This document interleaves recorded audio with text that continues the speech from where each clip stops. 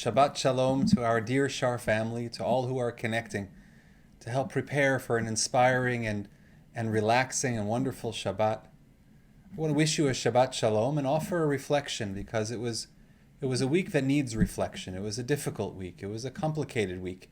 It was a week that began as last Shabbat ended, and we discovered that a terrorist had entered a synagogue in Texas, in Colleyville, Texas, last Shabbat, and had taken a number of the members of the community hostage, including the rabbi. And we reflect on the meaning of that for us, for our own identity as Canadian Jews, as Jews in North America. We reflect on the meaning of that moment in terms, yes, of our security, but also in terms of our values. And most of all, we have gratitude. Gratitude that story ended without death, ended without the killing of innocents. And it could have been a very different story, but the fact that it wasn't is due to the incredible heroism, the courage of the rabbi and of those who were taken hostage, and it's due as well to God's protection. And we do believe that's a moment of faith as well. And our natural response to a moment like that would be to open our doors and welcome everyone in. This coming Shabbat should be a Shabbat of solidarity, a Shabbat of we are not afraid. Unfortunately, we're in the middle of this pandemic. Our doors are closed as mandated by government health orders, and so we can't have a grand Shabbat to show the world, to prove to ourselves that the terrorists won't win, that we'll remain true to our faith, we'll remain committed to our communities. So we just have to know that without the ability to show that.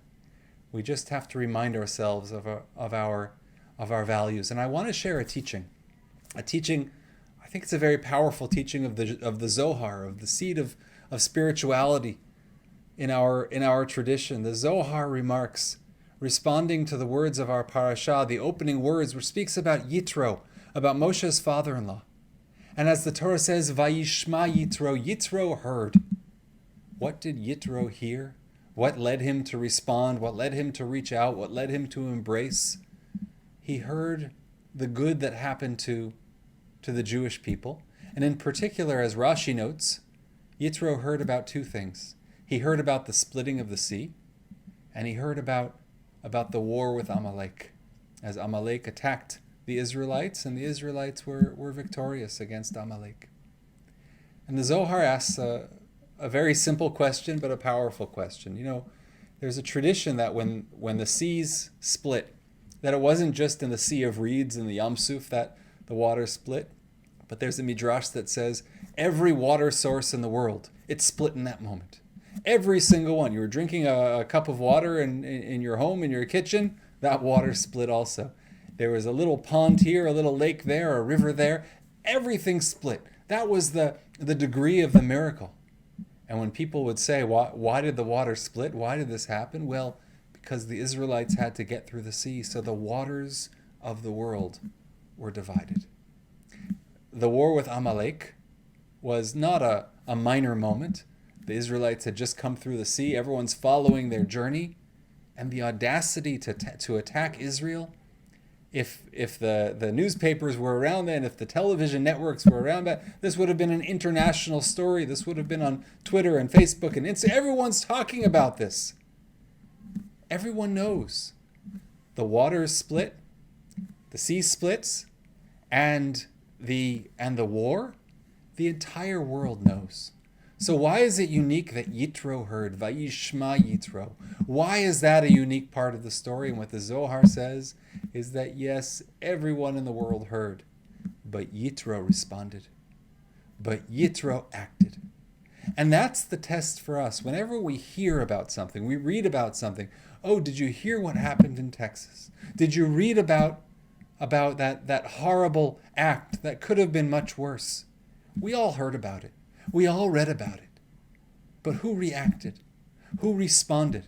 There are a number of ways to respond. One is to reach out, and I've already reached out on behalf of our congregation sent a note to the congregation, also made a donation to the Rabbi's discretionary fund at Beth Israel in Colleyville, Texas, as a way of showing gratitude for the Rabbi's courage and for his acting on behalf of his community and for his leadership, for the words that he has shared, the values that he has shared, even in the interviews afterwards. He's been an extraordinary spokesperson, and I offered a donation on behalf of our congregation to their congregation as a way of showing solidarity and support, because we know firsthand as well what those acts of solidarity mean.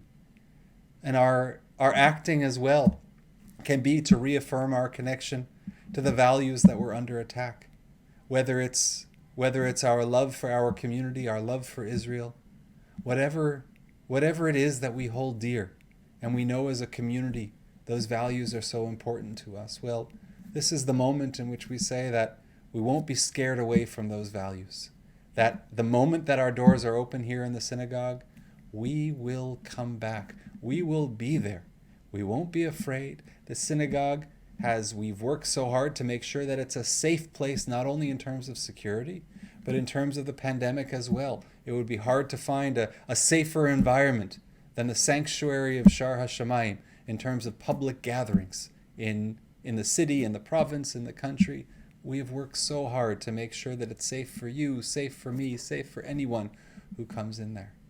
As the story was told and as the news came out, it turned out that this terrorist came to that congregation and was let in almost without question because they thought he was homeless.